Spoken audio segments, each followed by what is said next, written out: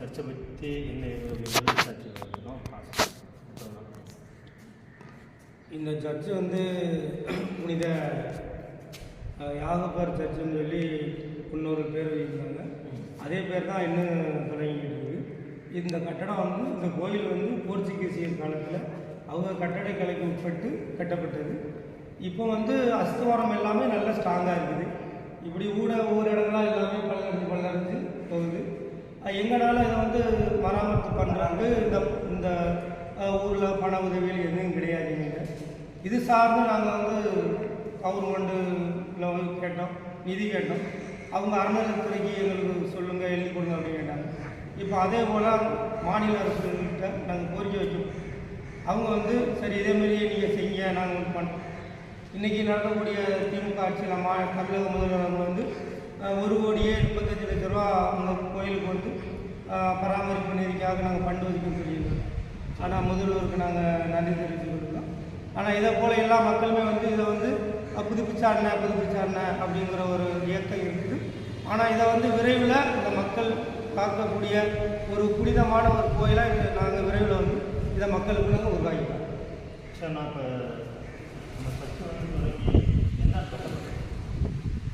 இப்போ 1700 ஆண்டில் கட்டப்பட்டது. ரெக்கார்டு பழுதடைஞ்சு ஒரு 50 ஆண்டுக்கு முன்னே கொஞ்சம் கொஞ்சமாக பழுதடைஞ்சிருந்துச்சு. அது நாங்கள் கிராம மக்கள் எல்லோரும் சேர்ந்து நாங்கள் வந்து ஒருங்கிணைஞ்சு பழுது பார்த்தோம். அந்த பழுது வந்து இதனுடைய மெட்டீரியலுக்கும் நாங்கள் பண்ண மெட்டீரியலுக்கும் ஒத்துக்கல.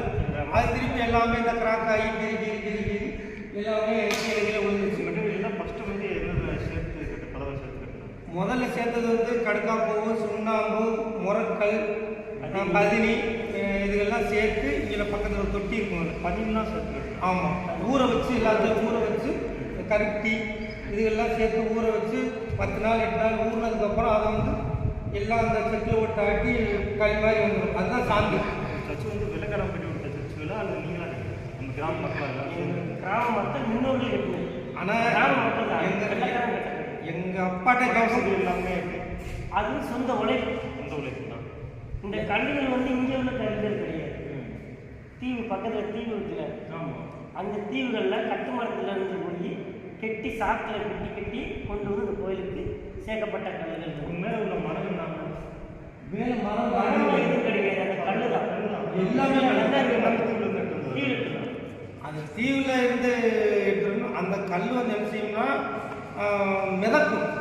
ஒரு முறக்கல் சொல்கிறது ஒரு குறிப்பிட்ட கல் மட்டும்தான் அதான் இருக்குது. அந்த கல் மிதக்கும். அது வந்து நம்ம தொழில் பார்க்க போகும்போது அந்த கல்லை எடுத்துகிட்டு வருவாங்க. மிதந்து வரும்போது அதை போய் இதாக நாங்கள் வந்து கொண்டு வர்றது. சரி, இப்போ பழுதடைஞ்சு இப்போ 200 வருஷம் ஆச்சு அப்படின்னா இதுக்கு பதிலாக வேற எங்கே சாமி அந்த பக்கத்தில் இதே யாகப்பர் கோயில் அங்கே புதுசாக கெட்டி இருக்குது. அது கிட்டத்தட்ட இப்போ கெட்டி 17-19 வருஷம் ஆச்சு. ஆனாலும் இதை போல ஒரு தன்மையான ஒரு கோயிலாக அது இல்லை. இப்போவே அது நிறையா கிராக் ஆகி கிழிஞ்சு கட்டினதுனால அவ்வளோ 17 ஆண்டு ஆச்சு. 17 ஆண்டுகளே முடிஞ்சு. இந்த சர்ச்சைகள் வந்து 4 ஆண்டுகள் இன்னும் ஸ்ட்ராங்காக அவங்க வந்து இந்த போய் பார்த்துட்டு இருக்காங்கல்ல, அவங்க குறிப்பிட்ட கணக்கை எடுத்துகிட்டு வந்திருக்காங்க. 4 ஆண்டுகளுக்கு முந்தி உள்ளதா? 400 ஆண்டுன்னு சொல்கிறாங்க. கணக்கு வந்து ஸ்கூலே வந்து ஓப்பன் ஆகி வந்து 116 வருஷம் ஆச்சு. சரி, இந்த நம்ம பக்கத்தில் உள்ள ஸ்கூலே. ஆமாம், இதுக்கு முன்னே வந்து இந்த கோயில் இதுக்கு முன்னே கட்டப்பட்ட கோயில். ஆனால் எப்பவுமே திறந்து தான் இருக்குமா? இல்லை பூட்டி இருக்குன்னா சமீபத்தில் இந்த கோயிலுடைய திருவிழா முடிஞ்சிச்சு. அந்த நேரத்தில் ஆலயத்தில் வந்து 1 கோடி ஆனால் அது இருந்தாலும் கொடுக்குற உதவிக்கு ரொம்ப நன்றி. நாங்களும் இதை வந்து இன்னும் நிறைய கனெக்ஷன் கிராம மக்கள் எல்லாம் சேர்த்து செய்யணும். இன்னொன்று வந்து உங்களை மாதிரி யூடியூப் சேனல்லேருந்து வர்றாங்க, அவங்க வந்து பார்க்குறாங்க, சிலர் உதவி செய்யறாங்க. இது வந்து எப்படின்னா ஆழ்வாரம் மாவட்டத்துக்கு முதன்மை கோயில். அதாவது வந்து எங்கள் சிவகங்கை மாவட்டம் இருக்குல்ல, அதில் வந்து இது முதன்மை திருத்தலமாக ஆக்க போகிறாங்க. இந்த ஆலயம் மூதியர் வந்து இப்போ மதுரை திருமண்டலத்துக்குரியதா?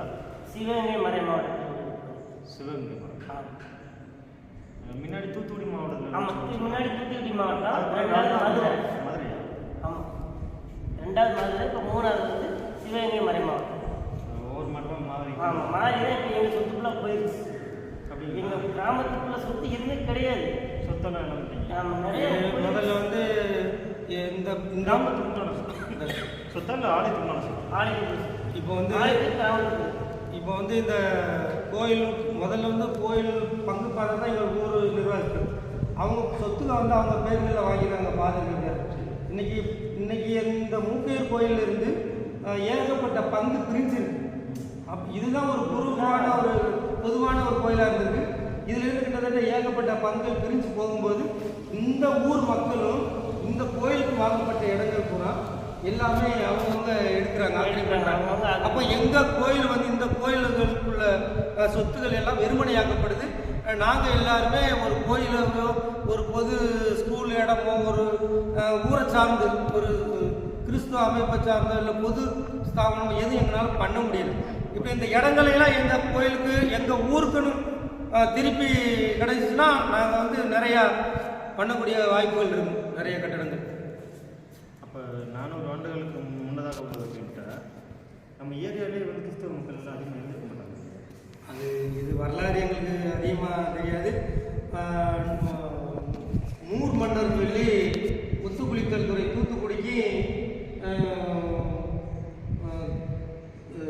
மன்னர் அவர் மூர் சொல்லுவார். அவருக்கும் வாணிகம் பண்ணும்போது பிரச்சனையாகிடுச்சு எங்களுக்கும் அவங்களுக்கும்.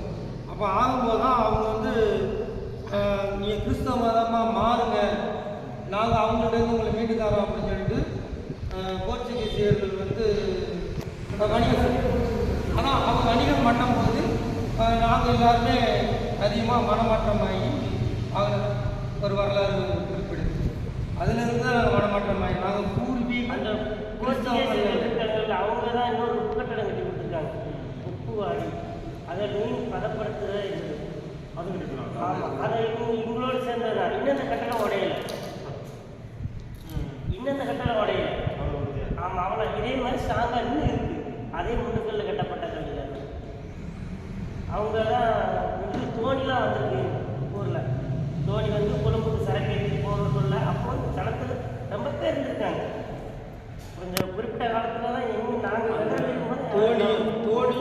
தோணியில் உள்ள கொடி தமிழ்நாட்டில் வந்து பெரிய கிராமம். 6000 பேர் ரெக்கார்டு காட்டுறாங்கல்ல, அந்த ரெக்கார்டில் இப்போ பார்த்தா சின்ன கிராமம் இருக்கு. அப்போ மக்கள் எல்லாமே வெளியில் குடியிருக்கு. தங்கச்சி மடம், ராமேஸ்வரம், முத்துப்பட்டை, இதை சார்ந்து இது கொடியாட்டலை, அம்மாவட்டனம், ராமேஸ்வரம், கடலாடி, கமுதி புரிந்து போனது காரணம் என்ன? தொழில் அந்த சொல்லுவாங்க. இங்கே வந்து ஒரு குறிப்பிட்ட காலத்தில் வந்து 2 காற்று அடிக்கும். இப்போ மே மாதம் தென்பகுதியிலேருந்து வடக்கு நோக்கி காற்றடிக்கும். அதிகமாக வந்து காற்று வீசும்.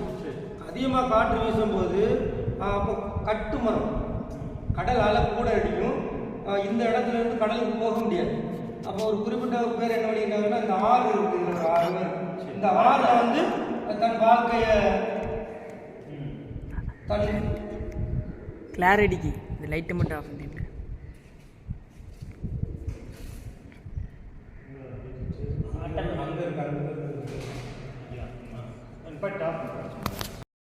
எங்களுடைய குழந்தைகள் ஞானஸ்தானங்கள் கொடுப்பாங்க. அது வந்து இந்த ராமநாதபுரம் மாவட்டத்தில் உள்ளவங்க இந்த கிறிஸ்தவ மக்களுக்குள்ள இதெல்லாம் கொடுக்கறதுக்கு ஒரு முன்னோட்டத்தை கொண்டு வந்திருக்காங்க.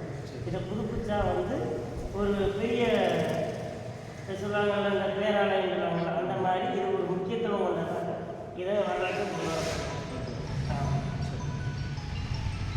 எங்களுக்கு இதை சந்தோஷம். ஏன்னா இது எங்கள் முன்னோர்கள் இருந்த காலங்களில் நிறையா புதுப்பிச்சிட்டாங்க. இதோடு சேர்ந்த கட்டடங்கள் கூட புதுப்பிச்சிட்டாங்க. ஆனால் எங்களால் முடியாத புதுப்பிக்க முடியும். இதுதான் வித்தியாசம். ஒன்றுமே சரி, அப்போ பார்க்குற மக்கள் வந்து நம்ம சர்ச்சுக்கு வந்து டொனேஷன் பண்ணிக்கிறீங்களா? ஆமாம், பண்ணினாங்கன்னா ரொம்ப அவங்களுக்கும் வந்து ஆண்டவருடைய அருள் நிறையா கிடைக்கும். ஏன்னா இது வந்து வேறு எதுக்கும் பயன்படுத்த போகிறதில்ல. ஒரு அருள் சாதன கோயிலாக இறைவனை எல்லாரும் வழிபடக்கூடிய ஒரு கோயிலாக தான் இந்த இடம் அமைக்கப்பட போகுது. இன்றைக்கி தர்கா எடுத்துக்கிறோங்க, நம்ம முருகன் கோயில் ராமேஸ்வரத்தை எடுத்துங்க, திருச்செந்தூர் எடுத்துங்க. அங்கே நம்ம எல்லாருமே போய் கடவுளுங்கிற போய் வழிபடும். அதே போல இந்த கோயிலையும் எல்லா மக்களும் உதவி செஞ்சு இந்த கோயிலை ஒரு ஒரு ஆண்டு ஒரு புனிதமிக்க ஒரு கோயிலாக எல்லாரும் சேர்ந்து அமைச்சு தந்தால் எங்களுக்கு ஒரு உதவி.